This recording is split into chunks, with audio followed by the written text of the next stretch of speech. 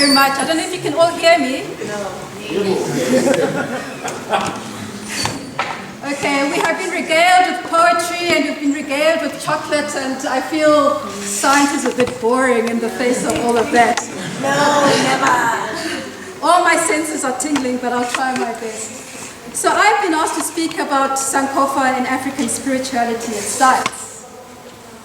And so I'll just ask you to take a journey with me. And this journey will go through our ancestral heritage. But before we go there, let's stop at the capacitive proximity sensor. So this was my final year project in my engineering degree. And as you can see, it's full of all sorts of weird and strange diagrams and triangles and all sorts of things. So I actually will not bother you with all of that. And I'll just put all of that into a black box. And the black box is basically how we interact with engineers and all of their little trinkets that they get up to. And basically what this black box does is you bring a proximity sensor. I think you can see what it says. A sensor is something that senses. It senses closeness, so that's proximity. And it senses proximity through a property called capacitance, which I won't go into at the moment. And through that, if you put an input into this black box, you will get an output that is somewhat different from the input. So what is this black box? There are many black boxes, and we use these black boxes all the time. We have them all in our hands, we have them in front of us, we drive with them, we take food out of them, we listen to them, and these are the constant black boxes that we deal with every day. So what does this have to do with Sankofa? I'm sure you're wondering. So the key aspect of the capacitive proximity sensor is what they call the operational amplifier. And I'll just ask you to note that the symbol for the operational amplifier is a triangle, and I'll come back to that in a second. So basically with an operational, well, this one is actually called a comparator. Basically there is an input. You have an input, as you see on the left-hand side. It goes through this black box, and then something comes out, which may be the same, or it may be different, it may be bigger, it may be smaller, depending on what happens within this triangle. So as I say, you may put in a very nice, beautiful wave, full of color, and what may come out is something that is distorted. Or you may put in a little drop of a pedal through this amplifier, and what will come out is something that is much bigger than the pebble that you brought in. And how does it work? It works basically because of, if you see what says there, RF, it works basically because of the process of taking from the output, which is that big wave, well, before the big wave, feeding it back into the input, and then feeding that combined output and input back through the triangle in order to get an amplified output. Now for years after my degree, this operational amplifier intrigued me, and I wondered what it was about this operational amplifier that intrigued me so much, and the way it works. And then finally, about 10 years ago, I came across the Adinkra symbology, and was very interested in the Akan cosmology. And when I came across the symbol of Sankofa, I realized that Sankofa is actually what the operational amplifier was trying to do. The operational amplifier was created in 1941. Sankofa is something that has existed in antiquity in Africa. So as we've heard, Sankofa tells us to go back and fetch it. It tells us we must go back to the past so that we may understand how we became what we are and move forward to a better future. So Sankofa is actually a feedback system. It tells us to learn from the past in order to give to the future. And in looking at Sankofa, I realized, okay, let me explore this field a little more. Let me explore what this feedback is. And I realized that Sankofa exists in the body. So we may have a receptor or a stimulus, such as, for example, somebody may switch off the aircon in this room. This aircon, we will feel the cold through our receptors. These receptors will tell our control center, which is in the brain, that there has been a change. This change, these receptors will then go into our muscles and our glands, and we'll start shivering, because what we're trying to do, we're trying to heat up, and therefore this is how Sankofa, which our ancestors knew all along, works in the body. And Sankofa, as we've, in this case, is known as homeostasis and temperature control. And this basically is, basically what I've said to you, which is the process of temperature control in the body. Sankofa also exists in sugar regulation, and we've heard so much about chocolates. I think we're going to need a lot of Sankofa today. So basically, when we have a stimulus, such as a rising blood sugar from eating too much decolonized chocolate, get high blood glucose levels, which will be picked up, in the pancreas, and then the pancreas will secrete some hormones to the liver, and the liver will say, hey, wait a minute, I need to go back to the pancreas, create some insulin in order to regulate the system back. And this, therefore, is how Sankofa works in sugar regulation. And Sankofa is the way to beat diabetes.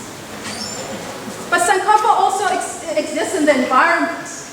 And it exists in an interplay constantly between land, between the ocean, and between the atmosphere, always in this feedback loop. So, once again, we have here a positive feedback loop. If we have an increase in temperature, it causes evaporation in the atmosphere, which causes water vapor, goes up into the clouds, creates rain, and always this Sankofa is happening within the environment. Of course, we have it here, where a temperature change will cause the ice in the sea to melt, which will cause then the ocean to absorb more solar radiation in order to counteract this, which will warm the temperature again, which will cause the sea to, ice cover to melt.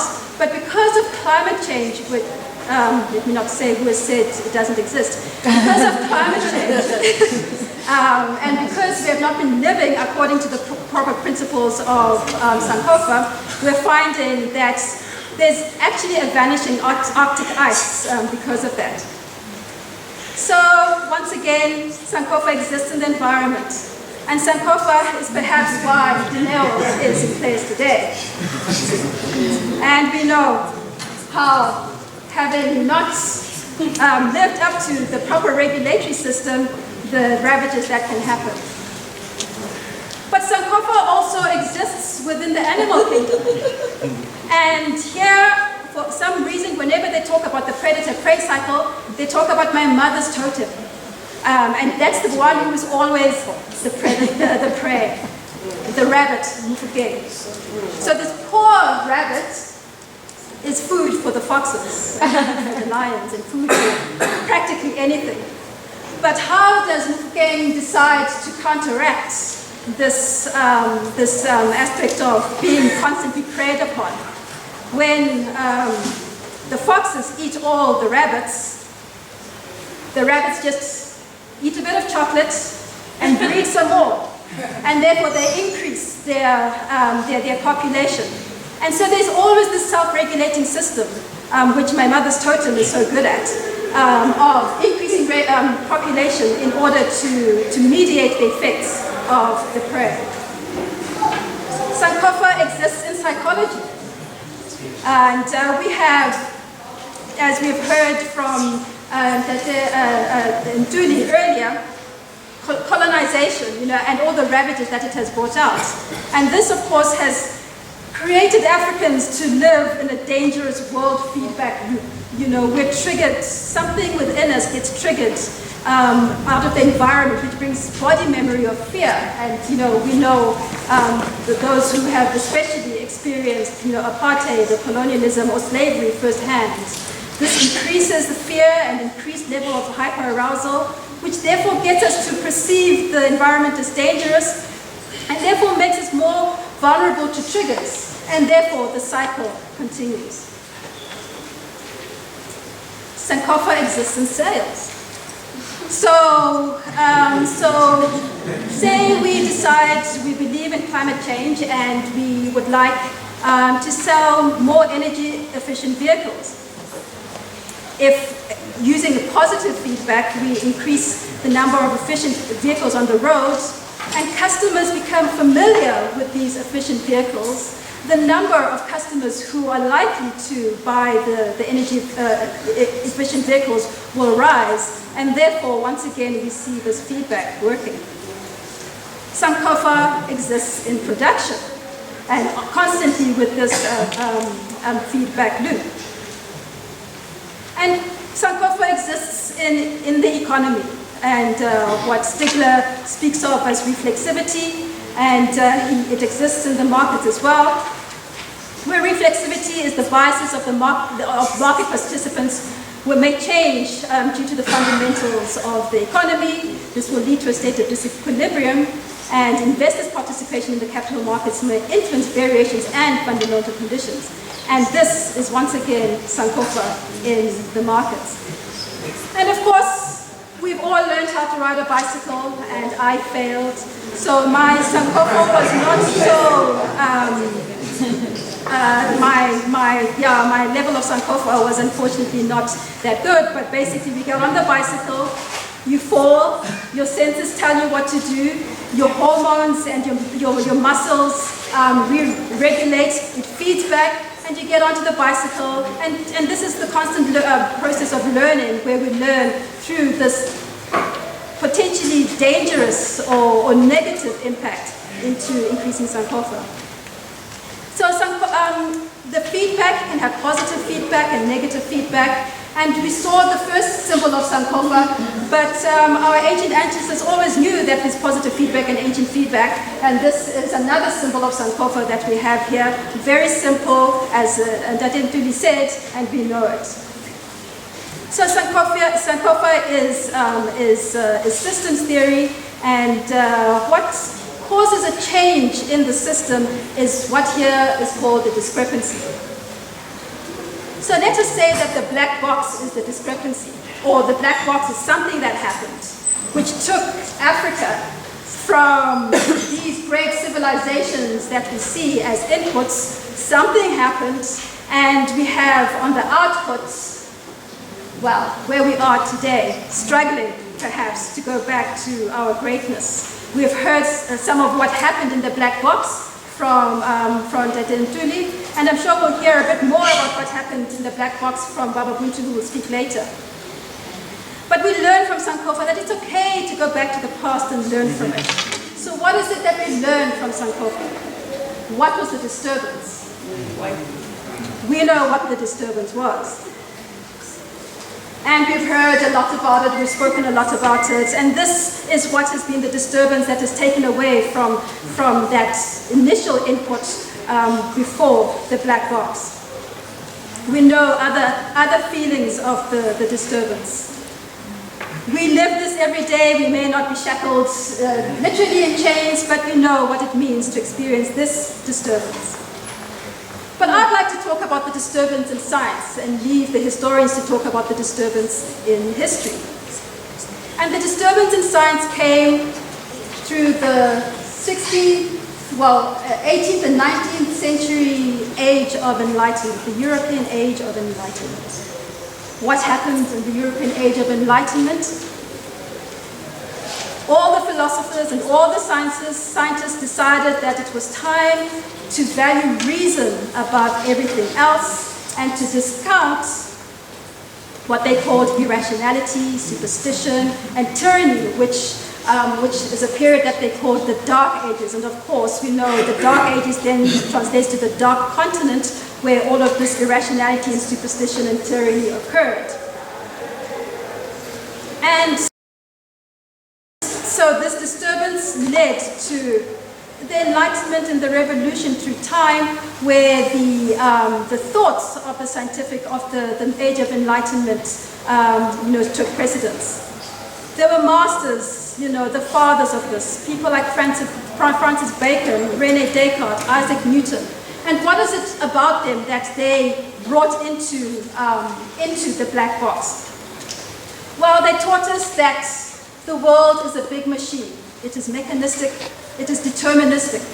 And therefore we need to teach the world, or to work with the world as if it is a machine. And this comes from Newton and his idea of a mechanistic science. We learned to be reductionist, that we can only believe something, that it is true, when we can see its smallest part and we can actually see it. So an illness is not an illness until you can see it under the microscope. We learn to be objective and to step away. We learn to be dualistic and separate. Everything is either or, as Rutendo said earlier, instead of both and the other. Then there was natural selection and survival of the fittest. And then always this dichotomy, this splitting, which was not what was in Africa before the disturbance. And so the age of Enlightenment has left us with a lot of isms which actually govern science today, which govern economics, which govern medicine, which govern practically all of how society in the dominant world order operates at the moment. So once again we say it is okay to go back to the past and learn from it. And this is what Sankofa tells us. So let us go to the past. We saw earlier that Sankofa exists in many aspects of nature. It exists in the body, and it also exists in the environment. And when we take the vowels out of nature, it comes to the consonant NTR. And NTR, or Neter, is actually where nature comes from. Neter is our Kemetic ancestors' terminology for all that is. All that is may be called God, or anything else that you may attribute Neter to. So, but our ancestors in Kemet had a way of breaking down Neter. So Neter was actually a mathematical system and a physical system.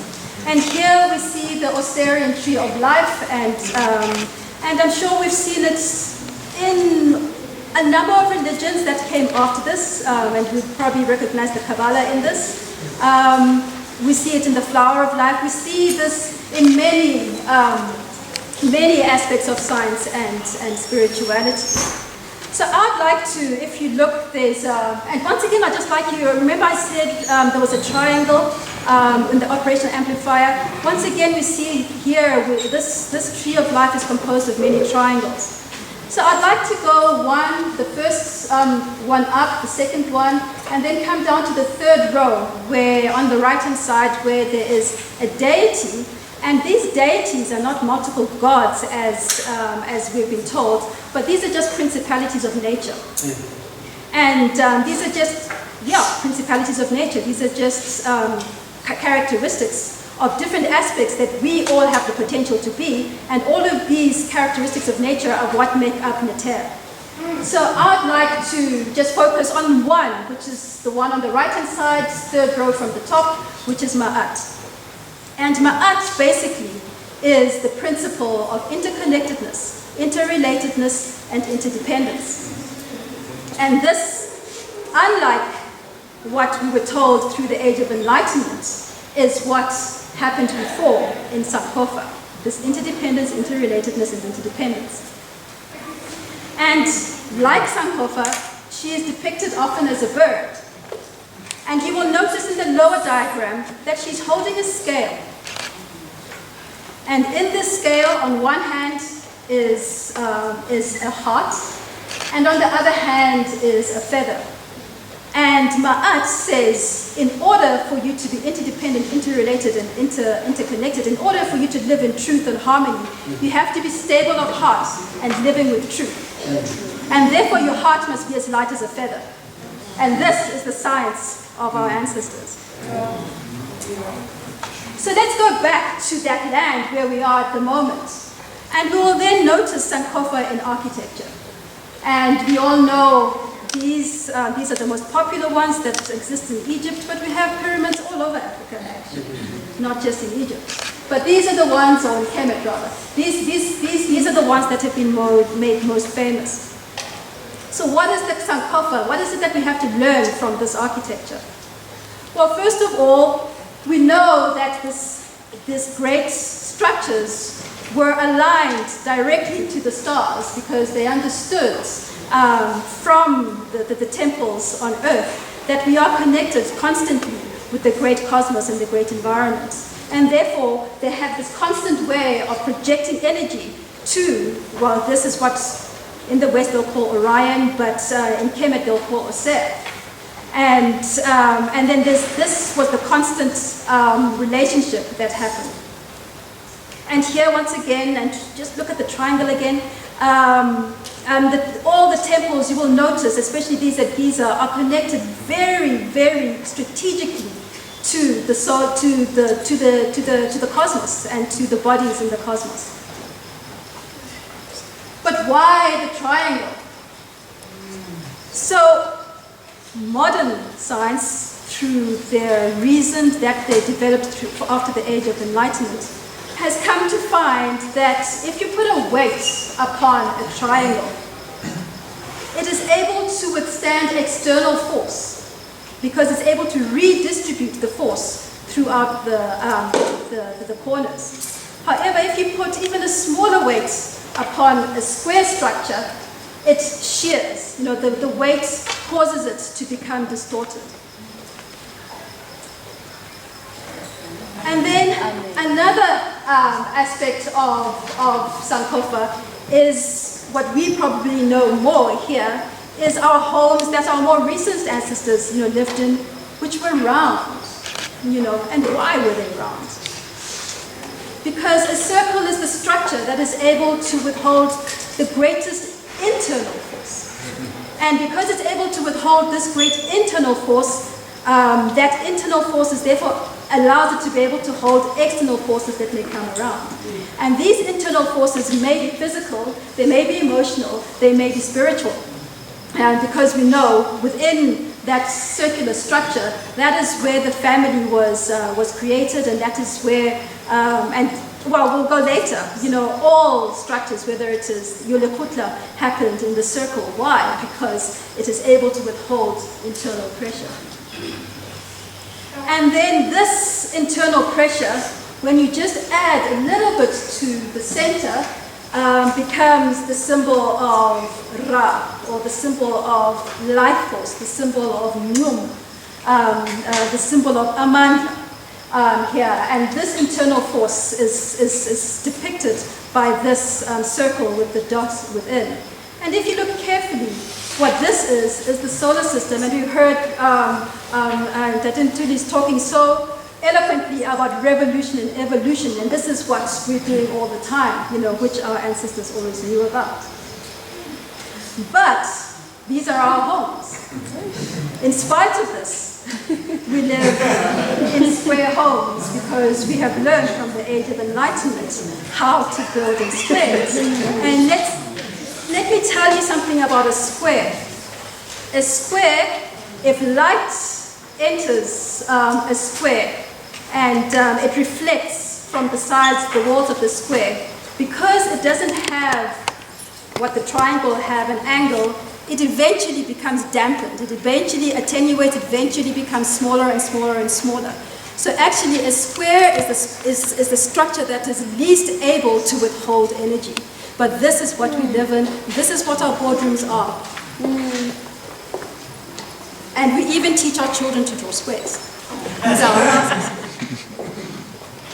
And then we wonder why when we have a disturbance, such as Dinero, this is what happens. So let's go back. It's okay to go to the past. This is what Sankofa tells us. Let's go closer in history to closer time in history to Great Zimbabwe. And as you can see, there's circularity here, not squareness. And even there we have our circular homes. So as I've said, they understood the principle of circularity. And the other thing I should say about this is that there was no mortar. So this whole architectural structure is built with nothing holding the stones in between. Why is it built without mortar? And how did these great engineers know what to do? It's so that this is a Sankofa system. When the earth breathes, because there's no stricture, the stones also breathe. They move with the environment. When the environment rises, the stones are also able to rise with the environment. And because of this, that stable is strongly structured. And then we have here in the center a conical tower, which unfortunately was not through the ravages of colonialism and bombings and pillaging and all of that is not in its original structure. But here they also learned the skill of combining the circle and the square. And this as well, they say, is connected to Orion, which we saw that the pyramids were connected to. So let's go back to our capacitor proximity sensor. What is a capacitor?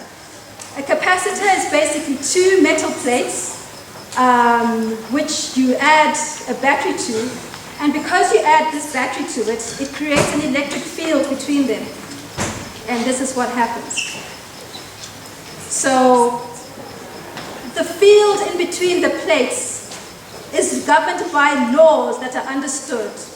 But however, when you start going to the edges of the plates of the capacitor, those laws change. And this is what they call fringe effects. And these fringe effects are very difficult to give a nice structured law, which is what modern science wants to do, always wants to give a nice equation. And it doesn't quite know what to do with these fringe effects. So this fringe effects, together with what happens in between, is what African spirituality is about. African spirituality understands the natural laws, as we have seen. But African spirituality also understands the fringes. It also understands those laws that are not necessarily seen, that are not necessarily quantifiable, that are not necessarily formalized in formulas. But African spirituality knows that. Let's dig deeper. So what is African spirituality? And when I was trying to focus on it, I saw this, I was walking in the lounge and I saw this pot that my grandmother made, a clay pot. And I realized that if we bring it home, this clay pot is a wonderful symbolism of physics, of chemistry and mathematics, because she needed to know the exact way of molding what particular aspects of clay, in what quantities with water, in order to fire it at a particular temperature, in order to create a circular structure that would be able to both withhold heat and both withhold cold. And of course my grandmother represents, all grandmothers, that we know. And she used certain colors in it. So she used the color of turquoise and she used the color of maroon. And turquoise is known as the color of the feminine, of Osset, of Yemenia. And as Pitira was talking, about the feminine. But then she also puts in the color maroon, which in African spirituality is known as the color of the warrior. And so she knows that in order for this pot to be able to be held, in order for it to be able to do its work, it needs both the feminine and masculine aspects. So it is a perfect combination of water, of fire, of earth, of air, and this natural sciences is what makes up this pot. But it also, she puts it at the center of her hut, her circular hut, and this is where she cooks from, in her kitchen. And in there it becomes a symbol of a social science, because there is where she nurtures the family. There is where she tells the stories. There is where she imparts the culture and the wisdom, all centered around this pot which is cooking the food that will nourish her. So it's not only a natural science, but a social science as well. And while it also represents the womb, because she knows this is where it is all, where all of creation occurs. And while she's doing all of this and she's carving, she's weaving, she's carving and weaving, but when she's pottering, she engages in mindfulness, because every single way she molds with that pot, she is mindful of those that came before her. She's mindful of her ancestors. She's mindful of creating something that will be present for the future generations to come. So who are the engineers then that understand the intricacies of African spirituality? They are our Sanussis. They are our rainmakers. They are the lion spirits, the Mondoro. They are the mediums. They are the Ngangas, the Sangomas. And we've seen one of our great Mondoro here. And those are the ones that we should be referring to when we want to understand the intricacies of the capacitor proximity sensor. So, ultimately, we've come to learn that actually our ancestors knew all along everything about science. And actually, in fact, science and spirituality are not separate. Because scientific principles, well, spiritual principles govern science, but then those scientific principles also come back to spirituality. And here I've just touched on three cosmologies: the cosmology of the Akan, the cosmology of the Mutapa system, where we see the bird again, and the cosmology of Kemet, which once again has a bird. So these cosmologies allow us to spread our wings through Ma'at in circularity, taking Ubuntu, in order to allow us to stand together, to amplify, not to become what we were before, but to amplify through the resistance of going back, because that R is a resistor. So we need that resistance. We need the resistance of everything that has happened. And we need to take that resistance, take it back to the past, feed it back in order to amplify ourselves and become greater than we were before.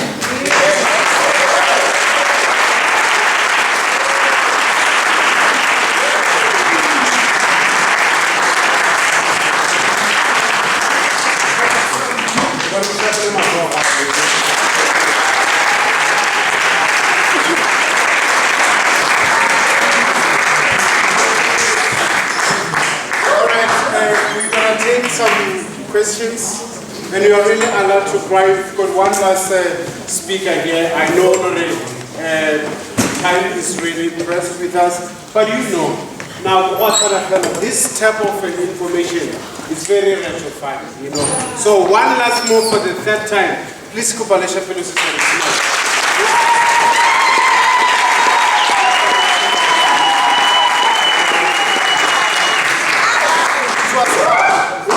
Hard even for me to say I can come forth, to say please stop, because I realized that I'm Sankofa.